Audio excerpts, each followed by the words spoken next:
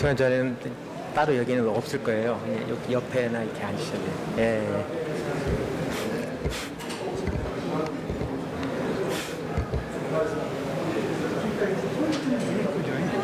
여기 저희가 다 알아서 합니다. 걱정하지 마시고요.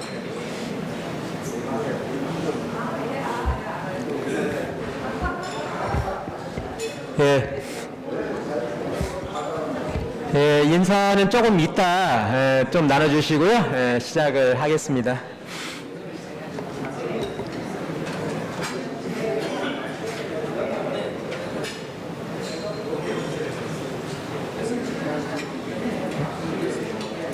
우즈벡에서 로이스라는 젊은 누구 왔어요? 왔어. 내 옆에 하나잖아. 인물이 확네. 속이 꽂힐 때 이사장님도.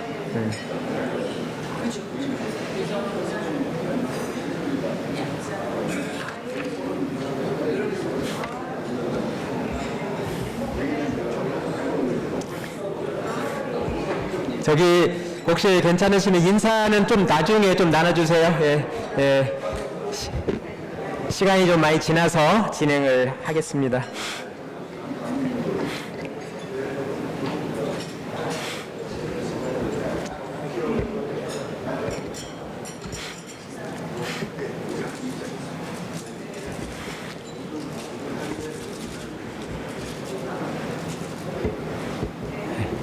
예, 특강 연사이신 우리 김경선 차관님께서 도착하셔서 오늘 세종로 국정포럼 진행을 하겠습니다.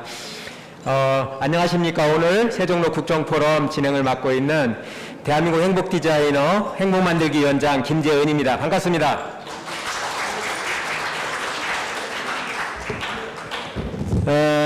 해가 많이 길어졌죠. 그래서 아마 나오시는데 조금 덜 부담스러운 때가 아닌가 싶습니다. 오늘 좋은 여름날 오늘 세종로 국정포럼 190회 세종로 국정포럼에 함께해 주신 여러분께 진심으로 감사의 말씀 드리겠습니다. 그럼 지금부터 제 190회 세종로 국정포럼을 큰 박수로 시작을 하겠습니다.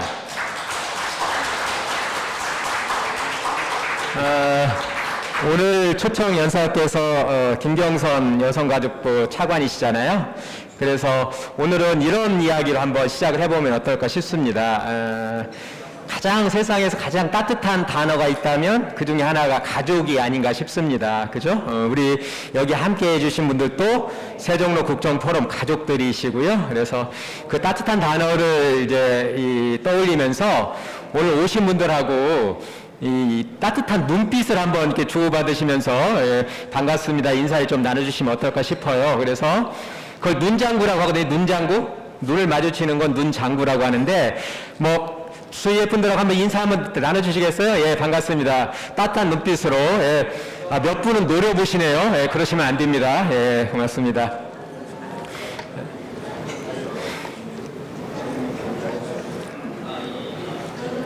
포럼 좌장이신 우리 김재원 의장님께서 잠깐 인사 말씀 간단하게 해주시겠습니까? 예, 김재원 의장님 잠깐 모시겠습니다. 큰 박수로 환영해 주시기 바랍니다.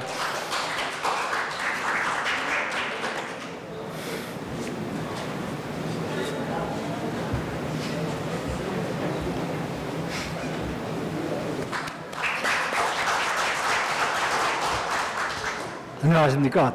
김재원입니다. 기나긴 코로나 치아라고 할 수밖에 없습니다. 눈에 보이지 않는 병균에 우리가 집에 나가고 있는 기분. 또 이런 가운데서도 몇 가지 낙은 있었습니다. 팬데믹 시의 집안에 있으면서 첫째가 트롯이 있었습니다. 트롯 열풍이 불었고, 그다음에 최근에는 축구 열풍이 좀 불었습니다. 지난주까지 축구가 있었고, 월드컵 축구, 또 올림픽 축구. 근데 축구하면 생각나는 분이 있습니다. 우리 박승주 장관님, 어디 계세요? 네. 포럼을 위해서 애도 많이 쓰시고, 축구하면, 월드컵 축구 때 그 붉은 악마를 창안하시고 집행하신 분이 있습니다. 박수 보내주세요.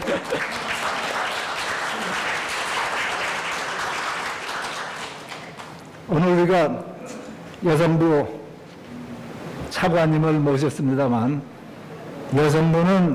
여성가족부는 지금 우리나라에서 제일 중요한 부서라고 생각합니다.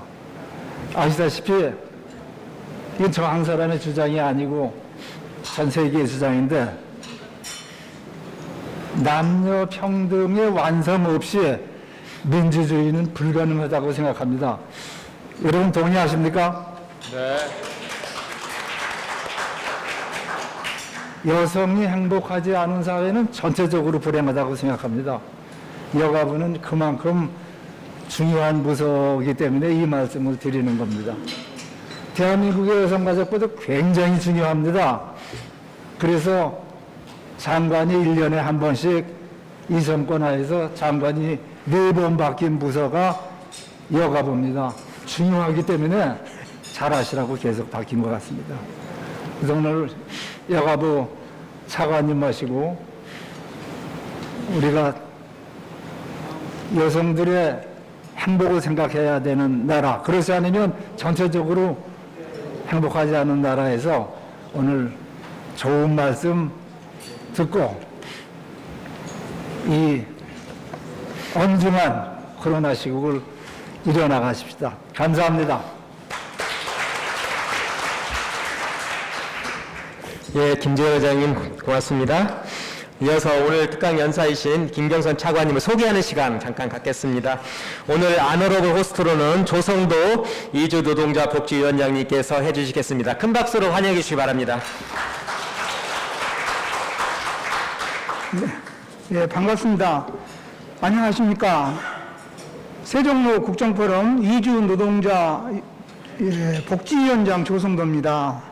지금부터 오늘의 정책 특강 강사이신 김경선 여성가족부 장관님을 소개해 올리겠습니다.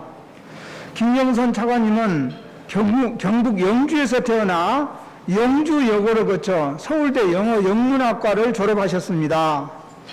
1987년 대학 입학 당시에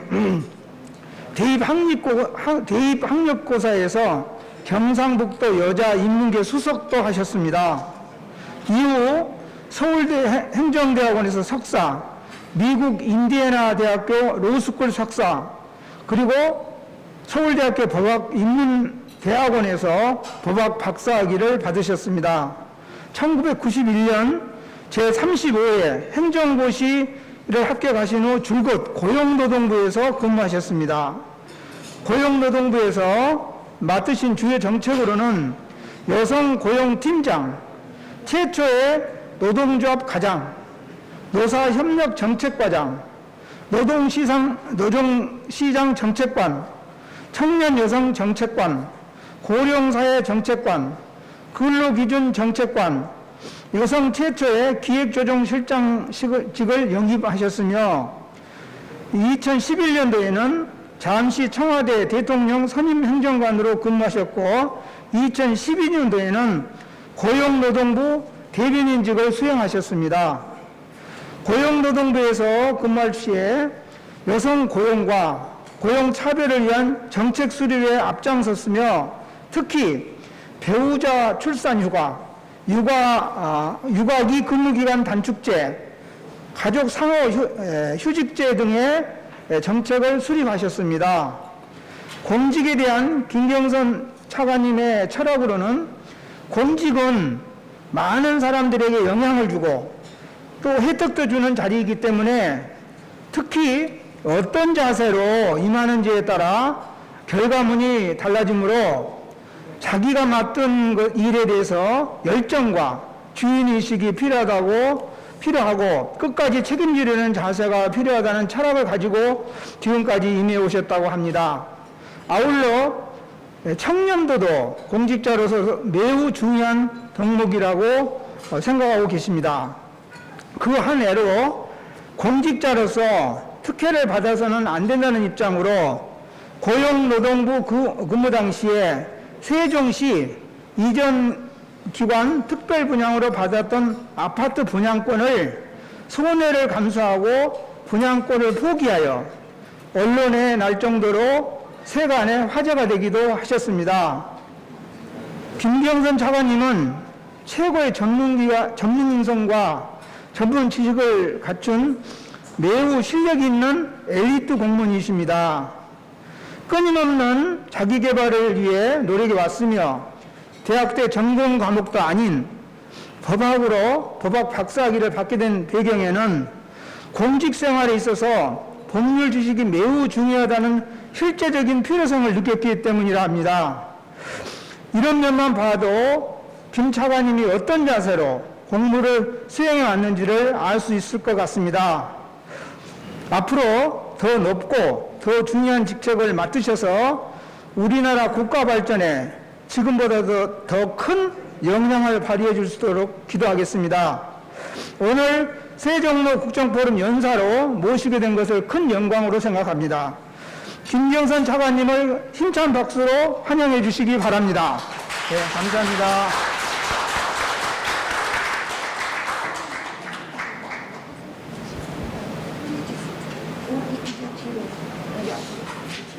넘기시는 거. 네. 사고를 많이 쓰셔도 많이 네. 보고 하셔도 되고 우선하셔도 되고. 네.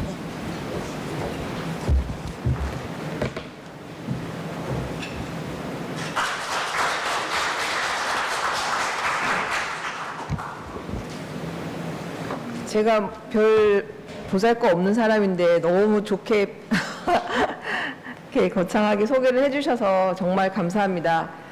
세종로 포럼에 대해서는 제가 아는 분 중에도 이 포럼 이 강의하시는 거를 가끔씩 저한테 보내주신 분이 계세요. 그래서 세종로 포럼이 얼마나 알차게 운영되고 있었는지 제가 전에부터 알고는 있었습니다. 근데 오늘 이 자리에 와서 보니 이 이른 시간에 정말 많은 분들께서 모이시고 또 과거에 공직에도 계셨던 분들이 많이 계셔서 정말 저도 같은 동질감을 많이 느끼고 정말 대단하시다고 다시 한번 말씀드리고 싶습니다. 제가 오늘 그 여성가족부 차관으로 이 자리에서 가족정책에 대한 말씀을 드리고자 이 자리에 섰습니다. 사실 여성가족부 하면 여성정책도 물론 당연히 주무부처지만 사실 요즘 저희 여성가족부에서는 가족정책 그리고 청소년 정책 이렇게 다 담당하고 있습니다. 그래서 정확히 말하면 여성가족 청소년부라고도 할 수 있습니다. 우리 박성주 이사장님께서도 여성가족부 차관을 역임을 하셨기 때문에 더 잘 알고 계시라고 믿습니다만은 이 여성가족 청소년부의 저희 역할에 있어서 최근에 와서 특히 많은 분들이 주목하고 계신 게 이 가족정책입니다.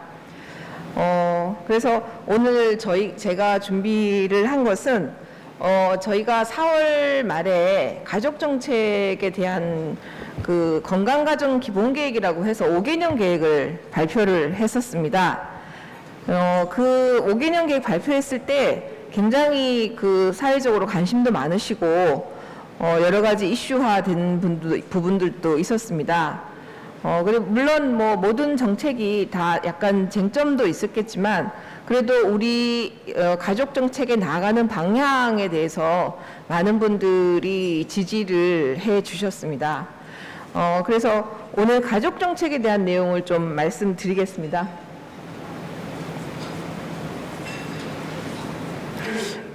가족 정책이라고 했을 때 가족 정책이 과연 무엇일지 또 가족 정책이 왜 필요한지 이런 생각들을 하실 수도 있는데요. 사실 가족이라고 하는 것이 법적인 정의가 우리나라에서는 민법에도 있고 또 저희가 소관하고 있는 건강가정 기본법이라는 거에도 있습니다. 가족은 저희가 일상적인 생계나 돌봄, 부양 그리고 그러한 기능을 수행하는 사회적 기본단위다 이렇게 했는데 아까 사회자님께서 말씀하신 것처럼 여기 계신 분들도 가족이라고도 할 수 있다는 말씀을 하셨는데 이 법적인 정의와 가족에 대해서는 사실 실제로 느끼는 그런 본인들이 느끼는 그것이 좀 차이가 있을 수 있습니다. 현재 우리나라 법은 민법으로는 혈연과 그 혼인, 혈연, 입양 이 세 가지의 요소를 중심으로 가족을 정의하고 있는데요.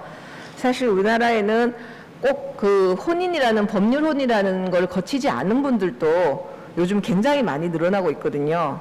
그래서 가족의 정의에 대해서도 상당히 사회적으로는 많이 확산되고 있는, 많이 확대되고 있는 그런 상황입니다. 그런 상황에서 가족 정책은 가족이라는 사회적인 기본 단위가 어떻게 제대로 기능을 하느냐에 따라서 우리나라와 우리 사회가 전체적으로 더 행복해질 수 있고 더 건강해질 수 있지 않을까. 그런 차원에서 어려운 위기 가정이나 취약 가정에 대해서는 그 경제적인 지원도 해드리고 또 일반적인 가정이라 하더라도 가족 간에 그 서로 간에 이제 갈등이라든가 생겼을 때 이런 걸 교육이나 상담을 통해서도 해결해 드리는 그런 것이 이제 가족 정책을 하겠는데요. 제가 오늘은 우리나라 사회에서 맡고 있는 가족을 둘러싼 어떤 사회적인 변화의 모습을 먼저 설명을 드리고 그다음 그 변화에 따른 가족 정책의 앞으로 나가는 방향에 대해서 그런 순서로 말씀을 드리겠습니다. 이거는 개괄적으로 우리 여성가족부가 소관하고 있는 가족 정책에 관한 7가지 법률이 있습니다. 첫 번째는 이 가족 정책에 대한 기본법이라고 할 수 있는 건강가정기본법이 있고요. 두 번째로는 한부모 가족에 대한 지원을 담고 있는 한부모 가족지원법, 그리고 최근에 또 언론에도 많이 이슈가 됐는데 비양육 부모가 양육을 위해서 양육비를 좀 지불을 해야 되는데 가끔 그것이 제대로 되지 않아서 국가가 좀 개입하는 경우가 있습니다. 그래서 양육비 이행 확보 및 지원에 관한 법률이 있고요. 그다음 최근에 우리나라에서 가장 빠르게 늘고 있는 게 다문화 가족입니다. 지금 출생아의 5%가 다문화 가정에서 태어나고 있다고 합니다. 그래서 그런 다문화 가족들이 우리 사회에 빨리 정착하고 또 다문화 가족의 아이들이 건강하게 자라날 수 있도록 다문화 가족에 대한 지원법이 있고요. 또 결혼 중개업에 대해서도 저희가 너무 인권 침해적인 광고를 한다든가 이런 거는 이제 자제하도록 하고 결혼 중개업이 건전하게 육성될 수 있도록 결혼 중개업 관리에 관한 법률이 있습니다. 그리고 또 하나는 우리가 워라밸이라는 얘기를 많이 들어보셨을 텐데 가족이 제대로 기능하기 위해서는 일과 생활의 균형이 필요하다. 그래서 기업의 활동에 있어서도 좀 가족 친화적인 기업 활동이 필요하다고 해서 가족 친화 사회 환경의 조성 촉진에 관한 법률이 있습니다. 그리고 마지막으로는 저희가 이제 아이돌봄이라고 해서 가정으로 방문해서 아이들을 키워주는 그런 사업을 하고 있는데 그런 아이돌봄이 사업에 관한 아이돌봄 지원법에서 7가지 법률이 있습니다. 이렇게 모아놓고 보니까 생각보다 가족 정책에 대한 법률들이 상당히 많다는 것을 저희도 새삼스럽게 느끼게 됩니다. 한국 가족의 변화의 모습을 잠시 설명을 드리겠습니다. 여러분들도 언론을 통해서 다 이미 보셨겠지만 사실 지금 이 과거의 가족 하면은 저희가 부부하고 미혼의 자녀로 구성된 4인 가구를 가장 기본적인 그리고 가장 많은 보편적인 가족이라고 생각했는데요. 요즘 저희가 실태 조사를 해보면 사실 1인 가구가 너무나 빨리 늘어나서 현재로 봤을 때는 이 29.8%까지 늘어났고 또 2인까지 포함하면은 58% 수준이라고 합니다. 그에 반해서 4인 가구는 30.2%까지 이렇게 내려오고 있고요. 근데 이렇게 된 거에는 물론 이제 고령화로 인해서 이 사별이라든가 이런 부분도 늘었겠지만 또 실제로 결혼을 하지 않는 경우도 많이 있습니다. 그래서 혼인 건수가 2010년에 32만 6천 건 정도였으면 2019년에는 23만 9천 건까지 아주 급락을 했습니다. 그래서 결혼하지 않는 비혼동거 가족들이 우리 사회에 많이 늘어나고 있고요. 이거는 젊은 세대에서도 늘어나고 있지만 황혼 비혼 동거도 많이 늘어난다고 합니다. 그래서 황혼 시기에 결혼보다는 같이 사시더라도 좀 법률적인 관계에서 상속 문제 이런 게 이제 복잡하게 얽매이지 않도록 그렇게 비혼 동거를 선택하시는 분들도 많다고 합니다. 이 가족에 대한 그 어떤 사회적인 인식이 어떻게 달라지고 있는지를 저희가 설문조사를 했을 때 많은 변화들이 있는데 다양한 가족 형태에 대한 사회적 공감들을 물어봤을 때 사실 이제 외국인하고 결혼하는 건 어떠냐 해서 제일 높은 92.7%가 외국인하고 결혼하는 거는 아무렇지도 않다. 그러니까 다 동의한다. 이런 게 92.7%까지 나타났고요. 그 다음에 그 이혼이나 재혼하는 거에 대해서도 85.2%가 찬성한다. 이런 공감대를 표명을 했습니다. 근데 아직까지는 이제 미성년이 자녀를 낳아 기르는 것은 좀 용납하기 어렵다, 좀 이해하기 어렵다 이런 부분들이 나타났고요. 그 다음에 이 아까 말씀드린 대로 우리 민법상으로는 혼인이라든가 혈연이라든가 입양 이렇게 이제 구성되는 게 가족인데 그게 아니어도 생계와 주거를 공유하면 가족이다라고 답변하신 게 69.7%로 굉장히 높게 나타났습니다. 그리고 이게 세대별로 봤을 때는 20대하고 30대는 사실 비혼 동거에 동의한다는 비율이 거의 78.6%, 74.2%에서 굉장히 높이 나타났고요. 상대적으로는 뭐 이 60대 이상이나 50대 이상의 경우에는 그 비율이 더 떨어지긴 합니다만은 전체적으로 봤을 때 69.7%라는 거의 70%에 육박하는 그 분들이 우리나라에서는 이게 꼭 뭐 혼인이라든가 혈연 아니라도 같이 생계와 주거를 같이 하는 가족은 가족이다 이렇게 인식을 하고 있으신 상태입니다. 그리고 가족 구성원의 인식 구성원 내에서도 과거에는 이게 저희가 이제 이 가족 간에 뭐를 가장 중요시하냐 이런 얘기를 물었을 때 과거에는 뭐 자식을 앞세우는 그런 경향들이 뭐 여성들은 특히 다 그렇게 했는데 최근 청년 세대의 경우에는 자기 일을 더 우선시하는 그리고 또 가족 관계에서는 오히려 이 당사자 본인이 더 중요하다 이런 얘기를 하는 경우가 20대에서는 굉장히 56.8%까지 나타나고 있습니다. 그래서 가족 관계에 있어서 어떤 개인의 어떤 존엄 사실 저희 헌법에 보면 혼인 생활은 개인의 존엄과 양성 평등을 전제로 해서 이루어져야 된다는 그런 규정이 있습니다. 그래서 개인의 존엄과 양성 평등이 혼인 생활의 가장 핵심으로 헌법도 규정하고 있긴 합니다. 근데 어쨌든 과거에 비해서는 그러니까 희생적인 그런 엄마라든가 이런 것보다는 서로 간에 존중해주고 자기 일을 할 수 있게 서로 밀어주고 하는 그런 가족 관계를 지금 청년 세대들은 더 희망을 하고 있는 것으로 보입니다. 그리고 가족 내에서는 아까 말씀드린 대로 굉장히 평등을 지향을 하고 있는데 그래서 부부가 공평하게 가사를 분담해야 된다는 그런 응답이 굉장히 과거보다는 여성만 높아진 게 아니라 남성 부분도 우리 김재원 대표님도 말씀하셨지만 가장 앞서가시는 분도 계시지만 현재 전체적으로 봤을 때 남성분들도 57.9%는 가사를 분담해야 된다고 생각은 하시는데 근데 실제로 일을 하시는 시간은 제가 색깔 조금 잘못됐는데 이제 왼쪽이 맞벌이 외벌이 둘 다 남성분들이고 그러니까 맞벌이를 하든 외벌이를 하든 남성분들은 지금 가사 시간이 54분에 불과하고요. 이쪽 옆에 여성분, 표 긴 거는 여성분들인데 여성분들은 3시간 내지 5시간을 근무하시는 그러니까 이제 이 수치는 그러니까 과거하고 별로 안 바뀌고 있는 인식은 좀 바뀌셨는데 실제 행동에는 아직 별로 못 옮기시는 거 아닌가 그런 생각이 들었습니다. 그리고 소득 분배 불평등과 관련해서는 가족 유형에 따른 경제적 격차가 조금 아직 높이 나타나고 있습니다. 그래서 전체 가구의 빈곤율을 봤을 때는 12.6%에 불과한데 한부모 가족의 경우에는 그 빈곤율이 35.3%로 굉장히 높은 그런 상태입니다. 그래서 가족 형태에 따른 그 경제적 격차도 상당히 높다라고 볼 수 있겠습니다. 다음은 가족 부양에 대한 기능인데요. 부모 부양의 주체가 가족이다라는 인식은 과거보다는 굉장히 떨어졌습니다.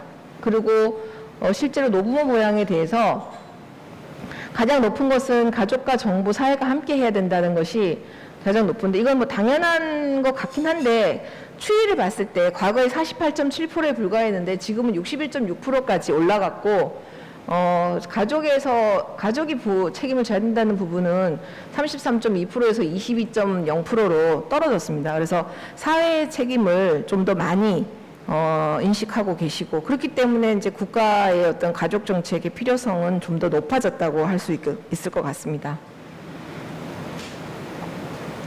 그리고 한국 가족의 변화에 있어서 이게 이제 육아휴직이라든가 이런 제도 등이 모든 분들이 다 활용할 수 있는 게 아니다 보니까 이번에 특히 코로나로 인해서 사실 그 여성 고용이 많이 떨어졌거든요. 그러니까 이게 이중고를 겪고 있더라고요. 그러니까 여성들이 주로 대면 서비스업에 많이 종사를 하고 계시니까 그쪽 분야에서 굉장히 고용률이 떨어졌고 또 그렇지 않은 경우에도 아이들이 학교를 못 가기 때문에 그 아이를 돌보는 데 있어서 결국은 부모들이 양쪽에 맞벌이 부모라 하더라도 휴가를 내다가 결국은 이제 그 엄마가 주로 그 직장을 그만두는 그런 식의 이제 일들이 일어나다 보니까 가족 돌봄 비용도 여성이 훨씬 많이 부담을 하고 그러니까 이 가족 돌봄 휴가 비용 지원이 여성이 높다는 거는 가족 돌봄 휴가 비용을 국가에서 줬거든요. 근데 국가에 줬는데 이 받아간 사람들이 여성들이 많았다는 그런 의미입니다. 네, 그래도 생각보다 남성들도 많이 받아갔더라고요. 근데 그 부분은 아마 이제 이게 맞벌이 부부가 아닌 홀벌이라도 이제 가족 돌봄 휴가를 쓰실 수 있기 때문에 그런 면에서 나타나신 것 같은데, 어쨌든 돌봄에 대한 부담이 상당히 높다. 그런 걸 저희가 알 수 있고요. 그래서 이렇게 가족이 이런 법률적인 관계 외에 가족 간의 그 가족의 범위가 확대되고 있고 또 취약가정은 취약가정대로 존재하고 있고 또 가족들이 안고 있는 돌봄의 부담은 여전히 많고 이런 상황을 고려해서 저희가 이번에 5개년 계획을 마련한 것입니다. 그래서 저희 5개년 계획의 기본적인 방향을 보시면 저희가 이 모토를 세상 모든 가족과 함께 이런 모토를 쓰고 있는데요. 세상 모든 가족, 그러니까 이게 딱 정형화되어 있는 법률원 관계의 가족이 아니라 비혼동거를 하고 있는 가족이라도 가족으로서 제대로 기능할 수 있도록 저희가 지원한다는 그런 의미, 그리고 가족들이 서로 돌보면서 함께 성장할 수 있는 걸 만든다는 의미에서 세상 모든 가족과 함께 이런 타이틀로 저희가 하고 있는데 가족의 다양성을 포용하자. 그리고 모든 가족을 지원한다. 그리고 가족 내 이제 인식의 변화를 고려해서 개인의 삶을 존중할 수 있도록 하겠다. 이런 세 가지 저희가 기본 방향을 가지고 가족정책 기본계획을 마련하였습니다. 여기 2025 세상 모든 가족과 함께가 이제 저희 타이틀이고요. 그래서 이제 네 가지 저희가 기본적인 그 정책 체계를 이번에 마련했는데요.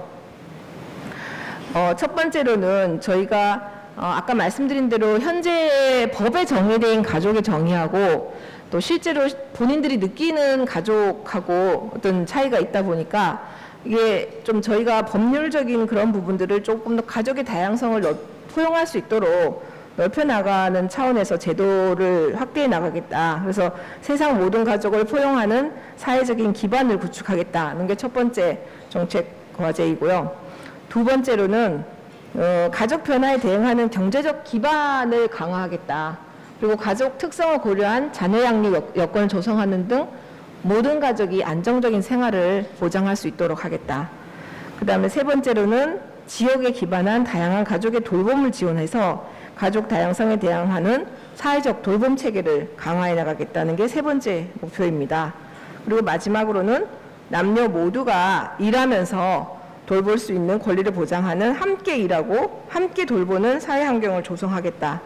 그래서 저희가 흔히 듀얼 어너, 듀얼 케어러 이런 표현을 과거에 많이 썼는데 그러니까 같이 벌고 아이도 같이 키우는 그런 사회를 만들어 간다. 젊은 세대들은 다 뭐 요즘 그렇게 살고 계신데 요즘은 그래서 그거를 듀얼 어너, 듀얼 케어러를 맞벌이, 맞돌봄 그런 식의 표현을 씁니다. 그래서 저희가 그런 부분들을 사회적으로도 지원을 해주겠다 해서 네 가지 정책 방향을 가졌고요. 그에 따라서 저희가 이제 주요 정책 과제들을 마련했는데 첫 번째 아까 말씀드린 대로 가족 다양성을 그러니까 세상 모든 가족을 포용하는 사회 기반 구축이라는 목표 하에 첫 번째로 가족 다양성을 수용한 법제도를 마련하겠다는 게 첫 번째 과제입니다. 그래서 차별적인 법제를 일단 좀 개선해야 되겠다 해서 그 중에 첫 번째가 미혼부 자녀 출생 신고 요건을 확대하겠다는 게 있습니다. 우리 부와 법무부가 함께 추진을 하는 과제인데요. 사실 그 언론을 통해서 많이 보셨겠지만 이게 혼인 중에 태어난 아이가 아니면 출생신고하는 데 있어서 엄마가 하던 게 원칙으로 민법상 그러니까 가족 출생신고법이 있거든요. 가족등록법이 있는데 그 법에서는 엄마가 신고를 하게 돼 있는데 그걸 아빠가 하게 됐을 때 아빠 혼자 미혼부가 하는 게 대한민국에서는 굉장히 어려웠답니다. 그게 사실 뭐 유전자 검사 같은 게 있기 때문에 친부 확인이 어려운 게 아닌데 법률 자체가 너무 까다롭게 돼 있다 보니까 그래서 사랑이법이라는 게 있었습니다. 그 사랑이라는 아이를 혼자 키운 아빠가 애를 출생신고를 하려고 했는데 도저히 방법이 없는 거예요. 그래서 그분으로 인해서 아빠도 할 수 있는 길은 열렸었는데 근데 아빠가 하려면은 엄마랑 전혀 연락이 닿지 않거나 엄마를 전혀 모르거나 이런 경우에만 할 수 있게 또 그 법이 돼 있었어요. 그러다가 안타까운 게 작년인지 올해 초인지 제가 그런데 인천에 그 애를 8살까지 키우다가 결국 그 아이를 출생신고를 안 하고 그 아이를 이제 좀 살해를 한 그런 일이 있었거든요. 굉장히 이제 가슴 아픈 일이었는데 그게 그래서 애가 이름도 없이 살다가 등록이 안 됐기 때문에 근데 그 아빠도 그래서 따라서 이렇게 좀 그 극단적인 선택을 한 사례였는데 그런 건 더 이상 있어서는 안 되겠다 해서 그래서 엄마랑 연락이 안 돼 이런 아주 까다로운 거 말고 엄마가 그 고의로 이제 거부했을 경우에도 아빠가 할 수 있도록. 근데 사실 여기서 좀 더 나아가서 아빠도 그냥 좀 더 쉽게 할 수 있는 게 더 나아가야 되는데 어쨌든 법이라는 게 조금 점진적으로 바뀌다 보니까 그래서 미혼부에 대한 출생 요건을 확대해 나가는 그런 부분들을 저희가 추진을 하고 있고요. 그 다음에 이거는 언론에서 많이 보셨을 텐데 지금 우리나라 민법상으로 가족의 성을 정할 때 현재도 원래는 부성 원칙이에요. 아버지의 성을 따르게 돼 있는데 근데 최근에 와서 이제 좀 개선이 돼서 그 자녀의 혼인신고할 때 어느 성을 따를지를 부부가 협의할 수 있는 그 법이 이미 도입이 돼 있습니다. 근데 그렇지만 실질적으로 혼인신고할 때 뭐 누구로 할 것인가 이런 걸 결정하는 경우는 거의 없다 보니까 이게 뭐 미혼모의 자녀이거나 아니면 엄마가 이제 아빠가 외국인이거나 뭐 이런 경우에만 주로 이제 엄마의 성을 따르는 게 대부분이어서 그 자체가 조금 차별적이다라는 지적이 많아서 이 부부 협의에 의해서 아이의 성을 정할 수 있는 것을 좀 더 넓혀주자 해서 그거를 아이의 그러니까 출생 때 그러니까 혼인신고 시가 아닌 출생신고 시에 할 수 있도록 하는 방향으로. 근데 이 부분은 저희가 이 대책에 대해서 굉장히 저희로서는 이렇게 지지가 높으실 줄 몰랐는데 사실 딸만 있는 그 아버지들이 많으시더라고요. 그래서 의외로 저희가 생각했던 그런 방향은 아니었는데 외손주한테 자기의 성을 물려줄 수 있다는 이유로 해서 좋아하시는 분들이 좀 많이 계셨어요. 그래서 이 부분은 조금 더 확대돼 가지 않을까, 조금 더 그렇지만 뭐 그렇게 근본적인 변화가 어쨌든 사회적인 관습도 있기 때문에 있을까 싶긴 하지만 어느 정도 최근 그 세대 변화를 반영해서 부부가 협의해서 자녀의 성을 정할 수 있도록 하는 길은 넓혀질 것이다 라고 말씀을 드리고요. 또 사실 뭐 민법상 보면은 과거에 혼인 법률론 중심으로 해서 혼중자라든가 혼외자 이런 표현들도 저희가 많이 썼는데 사실 이 부분들이 자녀의 어떤 신분을 이렇게 부모의 결혼 여부에 따라서 결정하는 거다. 그래서 좀 차별적인 거 아닌가라는 지적들이 많아서 이런 부분들도 좀 차별 해소 차원에서 정비할 필요성이 있지 않을까 그런 측면입니다. 그리고 아까 말씀드린 대로 이제 건강가정기본법에서 혼인, 혈연, 입양을 기본으로 그렇게만 가족을 정의하고 있는데 사실 결혼 건수도 36만 건에서 20만 건 수준으로 내려왔고 결혼 자체를 적게 하는 상태에서 이런 비혼동거하고 계시는 분들에 대한 그런 이제 가족으로서 정의도 확대돼야 되지 않는가 그런 요소들이 많아서 그 건강가족법상의 가족 정의를 좀 더 확대해 나갈 필요가 있다는 그런 측면에서 저희가 그걸 추진하려고 하고 있고, 그 다음에 뭐 요즘 논란이 되고 있는 사유리에 관해서도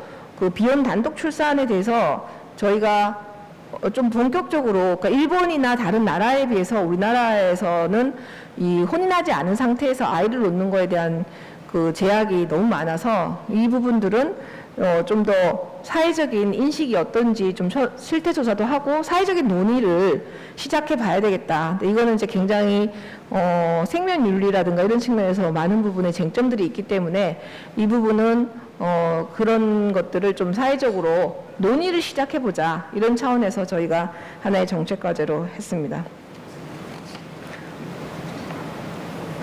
다음은 가족 다양성과 관련해서 이거는 이제 저희가 평등이라는 차원에서 봤을 때 여러 가지 가족의 그런 호칭이라든지 그러니까 뭐 시댁에 대해서는 아주 존칭을 극존칭을 쓰고 처가에 대해서는 그렇지 않다든가 이런 식의 이제 호칭이라든가 가족 내에서의 어떤 그런 그 가족 의례라든가 이런 부분에 있어서 양성평등의 관점에서 좀 맞지 않는 그런 부분들에 대해서는 저희가 좀 이 사회적 공감대를 늘려가기 위한 평등한 가족 문화를 확산하기 위한 노력을 해야 되겠다라는 차원에서 이런 정책 방향을 정했는데요. 뭐 저희가 이런 가족 일상생활에서 뭐 촌머스라라든가 또는 뭐 결손 가정이라든가 이런 용어들도 쓰고 있는데 사실 그런 용어들이 굉장히 차별적이고 인권 침해적인 요소들이 있기 때문에 그런 부분들도 저희가 좀 그런 용어들이 부적절하게 사용되고 있지 않는지 정부 간행물 같은 특히 정부 간행물에 그런 것들이 있으면 안 되니까 그래서 그런 걸 저희가 모니터링도 하고 또 국민들 캠페인도 벌리면서 좀 더 평등하고 어떤 개인의 존엄을 존중해 줄 수 있는 그런 가족 문화를 만들어가기 위해서 노력을 하고 있습니다. 그다음 이 부분은 사실 가정폭력은 과거에보다는 지금은 훨씬 많이 줄어들었고 그럼에도 불구하고 아직도 가정폭력 피해자들이 있기 때문에 그래서 우리 여성가족부에서는 가정폭력 피해자들 위한 그런 생활형 쉼터를 운영을 하고 있고요. 또 여러 가지로 최근에 뭐 스토킹법이라든가 데이트 폭력이라든가 이런 게 굉장히 사회적인 문제가 되고 있었는데 사실 아까 처음에 말씀드린 것처럼 실제로 법률론을 하고 있지 않는 비혼동거 가정에서도 이런 폭력적인 게 있을 수 있기 때문에 그래서 저희가 가정폭력처벌법에 있어서 배우자 규정을 좀 더 넓게 인정을 해줘야 되지 않을까 그런 방향으로 법을 개정하려고 하고 있고요. 또 이제 이미 이거는 금년 1월에 개정이 됐는데 민법상의 자녀에 대한 징계권이라는 게 있었습니다. 그래서 가정 내에서 뭐 저희가 교육을 위해서 사실 뭐 그런 경험들 저도 뭐 사실 아이에 대해서 좀 엄하게 키워야 되지 않는가 이런 생각도 하긴 했었는데 근데 이제 지금은 굉장히 사회적인 인식 자체가 바뀌었고 자녀의 양육하는 데 있어서 부모라고 해서 그를 징계권을 가진다는 거는 더 이상 용납이 안 되는 그런 걸로 변화를 했습니다. 그래서 실제로 체벌뿐 아니라 징계권 자체가 이번에 삭제가 된 상태입니다. 그래서 좀 더 서로 평등하고 그런 존엄을 지킬 수 있는 그런 가족관계가 될 수 있도록 제도 개선이 이루어지고 있는 상태입니다. 그리고 뭐 아동 학대에 대해서는 저희도 뭐 관여를 하지만 또 보건복지부 차원에서 아동복지법 차원에서 굉장히 엄하게 지금 아동 학대에 대한 처벌도 강화되고 있고 그거를 위한 정책적인 지원들도 대폭 확대되고 있는 그런 상황입니다.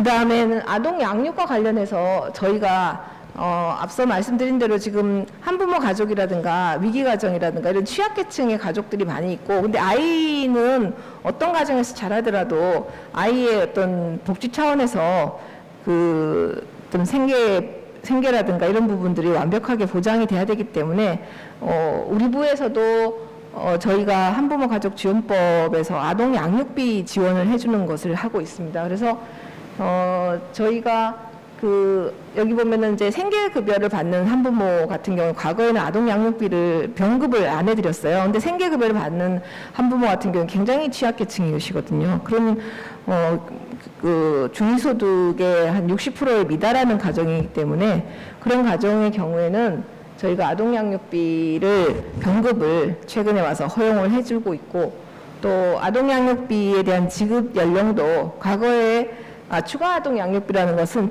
청소년 부모, 그러니까 어린 나이에 아이를 낳아서 키우는 청소년 부모의 경우에는 아동 양육비를 저희가 기본 아동 양육비가 20만 원이면 청소년의 경우에는 15만 원 얹어서 35만 원을 드리는데, 이거를 이제 저희가 청소년 연령이 24세까지인데 사실 지금 우리나라 사회에서 취업도 늦게 되고 군대도 갔다 오고 하다 보니까 취업하시면 30대 초반 돼서도 취업을 할 수 있거든요. 그러다 보니까 청년 세대도 역시 어렵기는 마찬가지다. 청소년뿐 아니고. 그래서 저희가 24세에서 34세까지로 추가 아동 양육비 지원 대상을 확대를 했습니다. 그리고 다문화 가족에 대해서 그리고 자립주거 지원과 관련해서는 저희가 청소년 한부모를 위한 부분들도 이제 많이 지원을 해드리고 있고, 한부모에 대해서도 주거 안정 쪽도 지원해드리는데, 그래서 이렇게 취약계층에 대한 지원들을 경제적인 지원들을 하고 있기 때문에 저희 여성가족부의 한 해 예산이 1조 2,500억 정도인데요. 그 중에서 한 60% 가까이 되는 7,300억을 저희가 이 가족 정책에 쓰고 있는 상태입니다. 그래서 아까 제가 여성가족 청소년부 얘기를 할 때 사실 이 재정적인 측면에서는 가족 정책에 여성가족부의 예산이 제일 많이 쓰이고 있는 그런 상태입니다.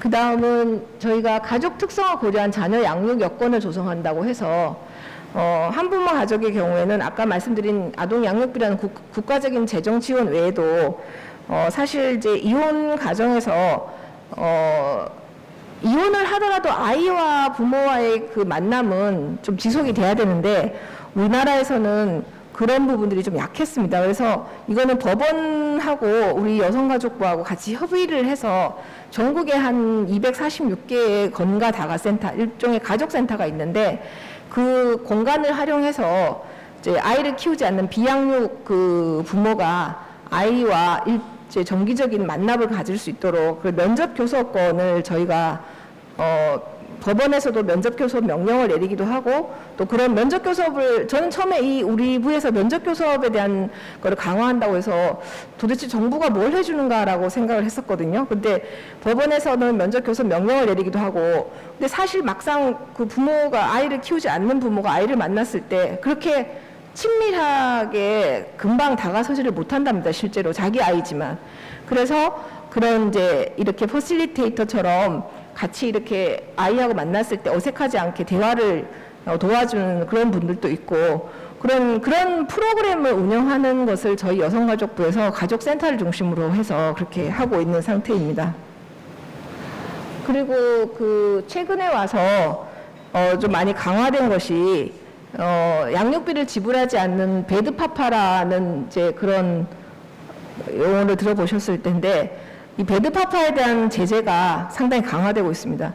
그러니까 뭐 부부가 이혼을 하고 양육비를 지원하지 않는 거에 대해서 국가가 왜 나서야 되냐라고 생각하실 수도 있는데, 이게 단순한 사인 간의 채권이라기보다는 결국 아이의 그 복지와 양육에 직결되는 문제이기 때문에, 그래서 저희가 이런 이제 양육비를 지불하지 않는 그 비양육 부모에 대해서 저희 7월부터 운전면허 정지라든가 또는 출국 금지 또는 형사처벌까지 할 수 있도록 지금 법이 국회에서 이런 법률 개정에는 굉장히 앞서고 있는 상황이라서 이런 것이 시행이 됩니다. 근데 이제 이거는 굉장히 좀 극단적인 경우에 하기 때문에 이게 감시명령을 받고도 지불하지 않았을 때 이렇게 운전면허 정지라든가 또는 그 출국 금지라든가 또는 명단 공개라든가 형사처벌이 이루어지게 됩니다. 그래서 이 제재들이 처음 도입되는 거라서 조금 임팩트가 있지 않을까 앞으로. 그리고 이게 사실 감치명령을 받아서 하는 거라서 대상은 작지만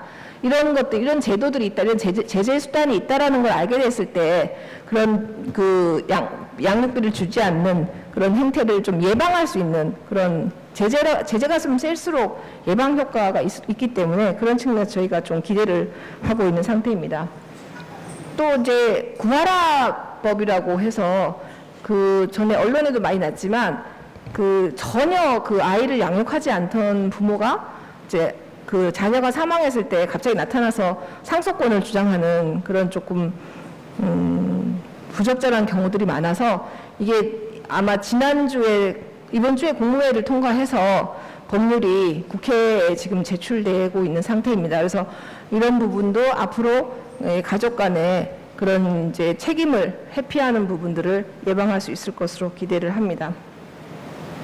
그리고 저희가 이제 우리 부에서 제일 많이 하고 있는 게 다문화에 대한 얘기를 저희가 많이 하고 있는데, 이 다문화 쪽은 제일 중요한 것이 이제 아이들이 어린 시절에 제대로 한국어를 배울 수 있도록 지원해주는 부분들이 굉장히 중요합니다. 그래서 저희가 방문 지도사 뭐 이런 제도를 둬서 직접 가정에 방문해서 주기적으로 그 언어 발달을 지원해주는 것도 있고, 또 하나는 그 아이들이 사실 그 다문화 가정에 태어난 아이들이 아까 제가 전체 태어난 아이의 5%를 차지한다고 했는데, 이 아이들이 사실은 앞으로 우리나라에서 좀 중요한 역할을 할 수 있는 아이들이 되도록 키워나가야 되기 때문에 저희가 이중언어 인재 DB라고 해서 이렇게 이 두 가지 바이링구얼이 될 수 있는 아이들에 대해서 좀 인재 풀을 만들어 가서 이 아이들이 우리 사회에서 긍정적인 큰 역할을 할 수 있도록 그렇게 해 나가고자 합니다.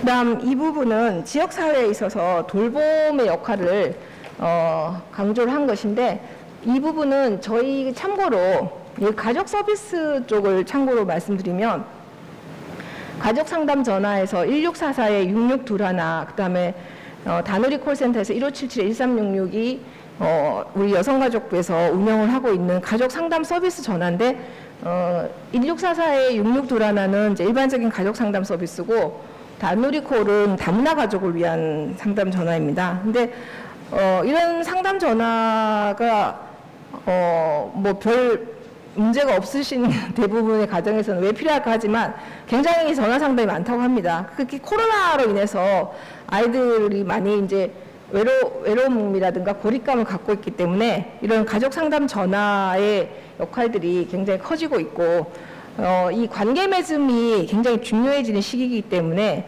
이런 가족 상담 전화를 통해서 가족 간의 관계가 좀 더 돈독해질 수 있는 그런 기능을 하고 있습니다. 그 다음은 이 돌봄 지원과 관련해서 아까 제일 많이 늘어나고 있는 게 1인 가구라고 했는데, 1인 가구에 대해서도 가족센터, 전국에 한 246개의 가족센터가 있는데, 이 가족센터에서 그 1인 가구를 위한 프로그램도 많이 하고 있습니다. 특히나 뭐 일주일에 한 번 정도는 같이 모여서 식사를 한다든가, 1인 가구 혼자 밥 먹는 게 힘든 일이니까, 또는 같이 모여서 영화를 본다든가, 이렇게 서로 사회적인 관계를 맺어주는 부분들을 이런 가족센터를 통해서 이루어지고 있는데, 이건 청년층이 많은 쪽은 청년층을 위한 그 지역별로 특색이 있기 때문에 지역적 특성에 따라서 이런 다양한 프로그램들을 가족센터에서 운영을 하고 있습니다. 그 다음은 아까 저희가 법 중에 아이돌봄이라고 해서 집으로 찾아와서 아이를 돌봐주는 그런 프로그램을 하고 있는데, 그 법에 따라서 하는 게 이제 아이돌봄이 사업인데, 이 부분은 저희가 물론 우리나라가 어린이집이라는 보육시설을 통해서 기본적인 인프라들은 다 깔려 있는데, 사실 보육시설에는 아주 어린 애들은 보육시설에 보내기가 영화 같은 경우에는 어렵고, 또 출퇴근 시간대에는 보육시설이 문을 열지 않았거나 문을 또 일찍 닫았거나 하기 때문에 그런 사각지대를 메우기 위해서 저희가 가정으로 아이돌봄이를 지금 전국에 한 2만 5천여 명의 아이돌 부미가 있고 이 아이돌 부미 서비스를 이용하시는 분들이 한 10만 가구 정도 되는데 이거는 이제 그 소득 계층에 따라서 저희가 4가지 유형을 나눠서 가장 어려운 계층에 대해서는 좀 정부 지원을 많이 해드리고 뭐 소득 수준이 일정 수준 이상인 경우에는 그냥 아이돌 부미 서비스만 본인 부담으로 제공하는 그런 사업을 하고 있습니다. 이 뒷부분도 많이 아시는 내용인데 특히 요즘 그 치매 문제와 관련해서는 보건복지부하고 우리 부가 같이 하고 있는데 치매 가족을 돌보는 근로자에 대해서는 치매 가족 휴가제도 저희가 도입을 했고 또 노인을 돌보는 가족 구성원에 대한 휴식 지원 이런 부분들도 지금 추진을 하고자 합니다. 그리고 저희가 이제 가족 친화법도 갖고 있다고 말씀드렸는데 그 가족 친화 인증기업이라는 게 저희가 인증을 해주는데 지금 4,340개의 중소기업들이 가족 친화 인증기업이 되어 있습니다. 그래서 이 가족 친화 인증제도는 워라밸, 근로자들의 워라밸을 보장하기 위해서 꾸준하게 저희가 운영을 하고 있는데 얼마 전에 이 제도 관련해서 정부가 한번 제도를 운영하다 보면은 예상치 못한 게 생기는데 저희가 지난번에 일본계 기업인데 갑자기 제가 이름이 생각이 안 나는데 거기가 이제 좀 논란이 돼서 가족 친화 인증 기업이 있는데 논란이 되는 기업이어서 그 부분을 가족 친화적인 제도 차원에서는 문제가 없는데 그런 사회적인 이미지 차원에서 문제가 생기다 보니까 요것도 저희가 제도 개선을 해갖고 그런 사회적인 물의를 일으키는 기업 유니클로를 저희가 유니클로라고 해서 지원한 게 아니라 유니클로를 운영하는 한국 그 회사가 이름이 이제 다른 이름인데 그 회사에 대해서 조금 사회적인 논란이 생기다 보니까 이 부분은 좀 저희가 제도 개선을 해가면서 가족 친화 인증 기업을 운영을 하고 있습니다. 이 부분은 저희가 좀 넘어가겠습니다. 다 끝났네요. 제가 아까 가족 정책에 대해서 전반적으로 4가지 부분을 나눠서 말씀드렸는데 어쨌든 지금 다시 한번 말씀드리면 세상 모든 가족과 함께 해서 저희가 가족의 다양성이 얼마나 많이 변화하고 있기 때문에 거기에 맞춰서 법과 제도를 변경을 해나가고 있고 그리고 소외되는 가족 또는 취약계층의 가족에 대해서는 정부가 사실 적지 않은 돈인데 7,300억이라는 그런 정부 예산을 들여서라도 지원을 하고 있고 또 함께 돌보고 함께 일하는 그런 이 사회적인 인프라를 맞추기 위해서 다양한 방식으로 정부적인 정책을 통해서 지원을 해드리고 있습니다.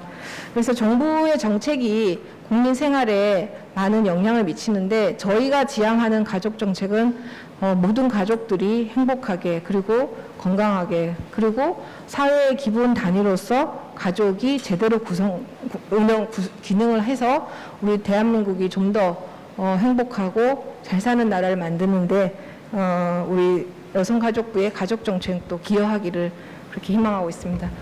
재미없는 얘기인데 잘 들어주셔서 감사합니다.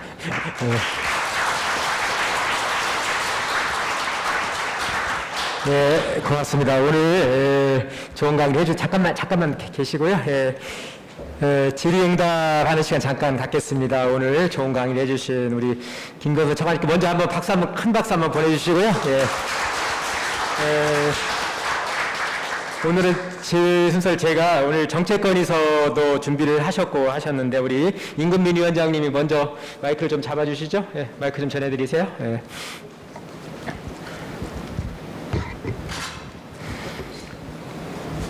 네, 대한민국에서 가장 중요한 일을 하시는 우리 김경선 차관님께 다시 한번 박수 한번 보내주세요.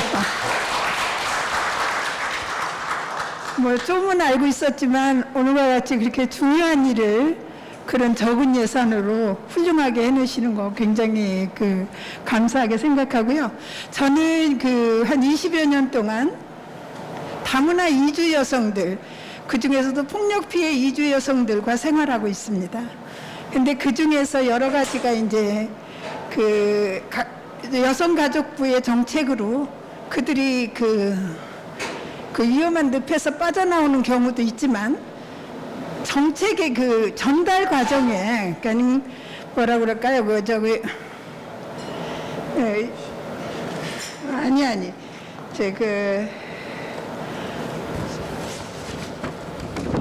갑자기 단어를 잊어버렸는데 전달 과정에 좀 예, 예, 누수가 예. 많나요? 전달 체계.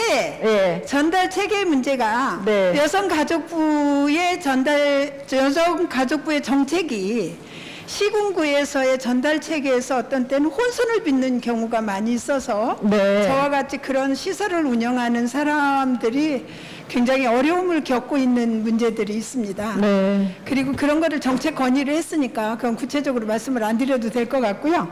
그리고 하나는 지금 이제 그 한부모 이주 여성들에 대한 그 경제적인 어려움이 굉장히 많습니다. 네. 이들이 물론 이제 정부에서 1, 2차적으로 그들이 폭력 피해를 당했을 때 많이 정책적으로 지원을 해주는 걸 알고 있고 그 시설을 운영하고 있어서 굉장히 감사하게 생각을 합니다. 근데 이들에 대한 그 자립에 대한 신경을 좀 더 좀 써주셨으면 하는 생각이 있고요.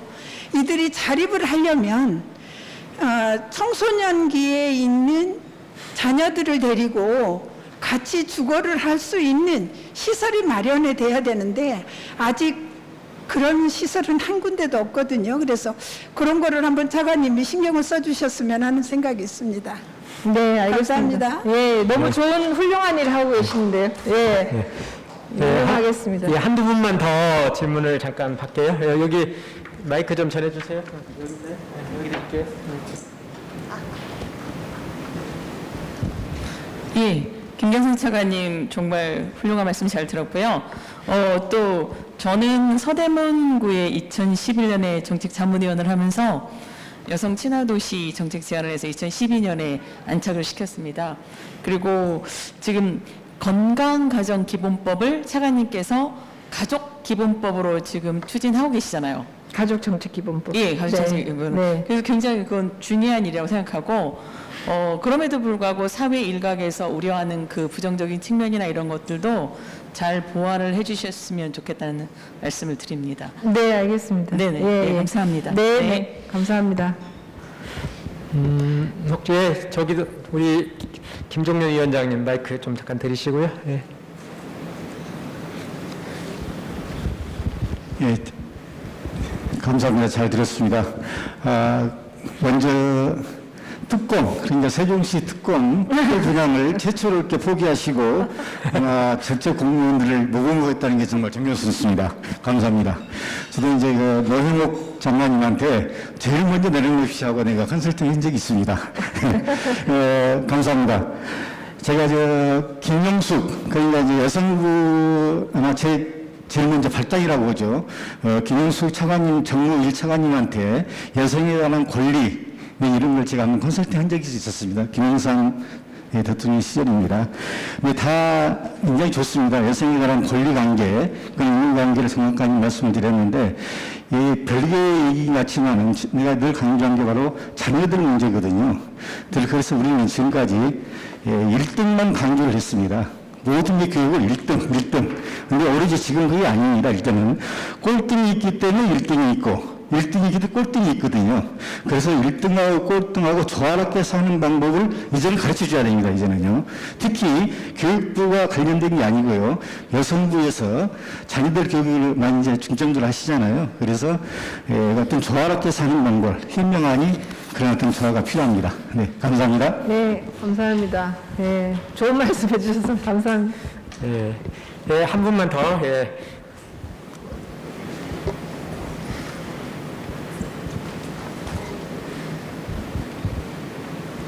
네, 차관님 좋은 말씀 잘 들었습니다. 저는 건축가인데요. 우리가 사는 데서 집이 상당히 중요하잖아요. 근데 집을 보통 사람들은 하드웨어로 생각을 하는데 결국 하우스는 물리적인 집이지만 홈은 우리의 마음이나 영혼의 집이지 않습니까? 그래서 세상 모든 가족과 함께라는 이 말 속에 포용이라는 단어가 있고 거기에서 저는 엄마의 품이라는 생각을 오늘 들었습니다. 근데 이제 그 부분을 어떻게 전달을 해야 되느냐. 그래서 그러면 전달을 하는 거는 미디어나 메시지를 강력하게 해야 되는데 지금 법무부하고도 하시고 여러 가지 다차원적으로 융합을 하고 계시지만 실제로 민관 산학연 이런 여러 분야의 TFT를 구성을 해서 TV를 통하든 어떤 유튜브를 통하든 전략적으로 다윗의 전략으로 해서 그렇게 홍보를 좀 더 강화할 수 있는 TF팀을 구성하면 어떨까 그런 생각을 해봅니다. 감사합니다. 네.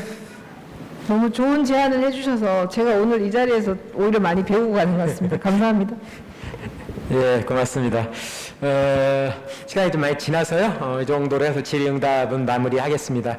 오늘 좋은 강의와 함께 질의응답에도 성심껏 응해주신 우리 김경선 차관님께 다시 한번 큰 감사의 박수 부탁드리겠습니다.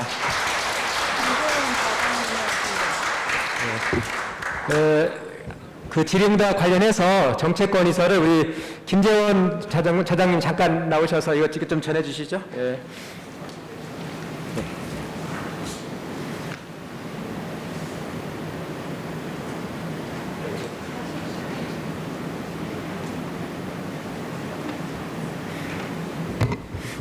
김 차장님 잠깐 나오셔서 정책 아까 우리 임건민 위원장님이 준비해 주셨고요. 관련된 내용이니까 우리 김 차관님 잘 참고하셔서 정책에 적극 반영해 주시기 바랍니다.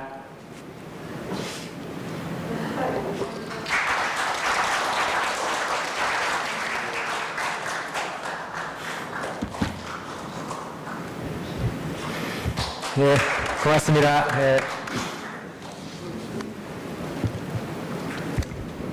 이제 마무리해야 될 시간이 됐습니다.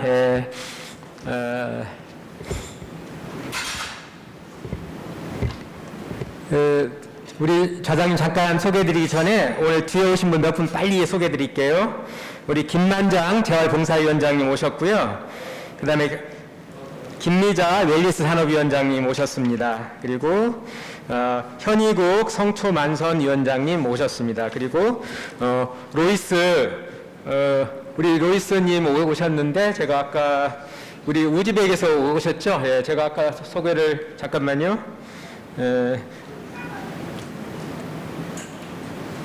지금 카스텔로 716 대표를 맡고 계시죠? 예, 우즈벡에서 오신 우리 로이스 님도 같이 한번 뒤에 오신 분 몇 분을 위해서 다시 한번 반가운 박수 한번 보내주시겠어요? 예, 고맙습니다. 우리 김재원 차장님께서 오늘 마무리 인사해 주시겠습니다. 예, 김 회장님 잠깐 모시겠습니다. 예.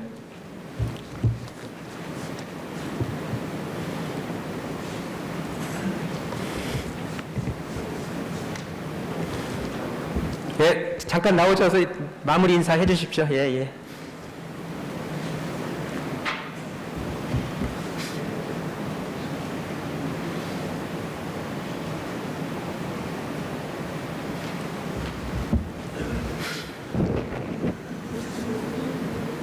새벽부터 나오셔서 좋은 강의 들으시느라고 보람 있으셨다고 생각합니다. 아까도 말씀드렸지만 여성가족부는 대한민국에서 제일 중요한 부서라고 생각을 합니다. 또 우리 포럼은 박승주 장관님께서 열과 성을 다해서 이끌어가고 계십니다. 우리 다시 한번 이 자리에서 오늘 좋은 말씀 해주신 김 차관님께 감사의 박수 한번 더 보내주시기 바랍니다.